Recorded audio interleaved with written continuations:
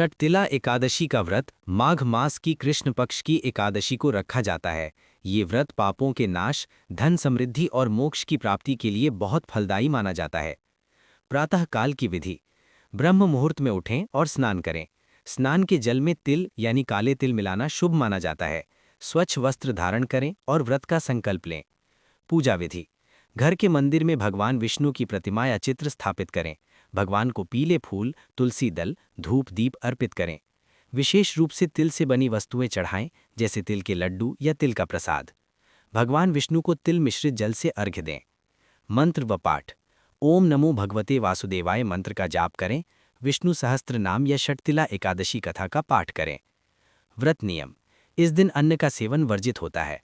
फलाहार, दूध, जल या केवल तिल से बनी वस्तुओं का सेवन किया जा सकता है। दिन भर सात्विक भाव, सत्य और संयम का पालन करें। दान पुण्य का महत्व। इस दिन तिल का दान अत्यंत पुण्यकारी माना गया है।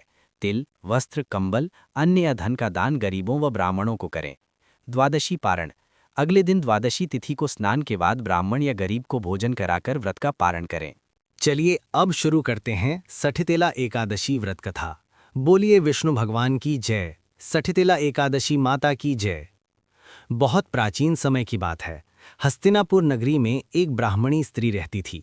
वो प्रतिदिन पूजा पाठ, जप तप और व्रत तो करती थी, लेकिन उसके मन में एक बड़ी कमी थी। वो कभी किसी को दान नहीं देती थी। जो भी उसके पास होता वो केवल अपने लिए ही रखती थी। समय बीतता गया और एक दिन उस ब्राह्मणी का देहांत हो गया। उसके बाद अगले जन्म में उसे अत्यंत कष्टमय जीवन प्राप्त हुआ। वो एक ऐसे निर्जन स्थान पर पहुंची जहां न अन्न था न जल। चारों ओर सूखा और सन्नाटा था। भूख और प्यास से वो व्याकुल हो उठी। तभी एक दिव्य प्रकाश प्रकट हुआ और उसी प्रकाश के मध्य भगवान विष्णु प्रकट हुए।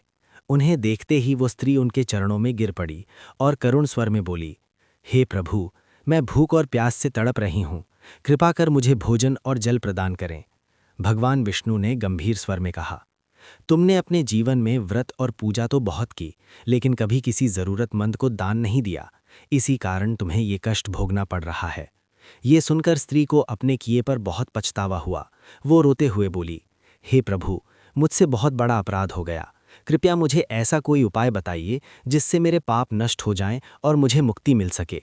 भगवान विष्णु ने कृपा दृष्टि डालते हुए कहा, माघ मास के कृष्ण पक्ष की षठितिला एकादशी का व्रत करो। इस दिन तिल का विशेष महत्व है। तिल मिले जल से स्नान करना, तिल का दान देना, तिल से हवन करना और तिल का सेवन करना। ऐसा करने से तुम्हारे समस्त पाप नष्ट हो जाएंगे। स्त्री ने भगवान के आदेश का पालन किया। उसने पूरी श्रद्धा और नियम से षठितिला एकादशी का व्रत किया।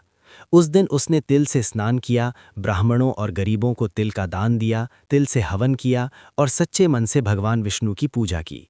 व्रत के प्रभाव से उसका शरीर दिव्य हो गया।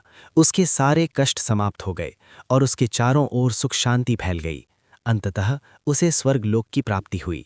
हे भक्तों, षठितिला एकादशी हमें ये सिखाती है कि केवल पूजा ही नहीं बल्कि दान और करुणा भी जीवन में बहुत आवश्यक है।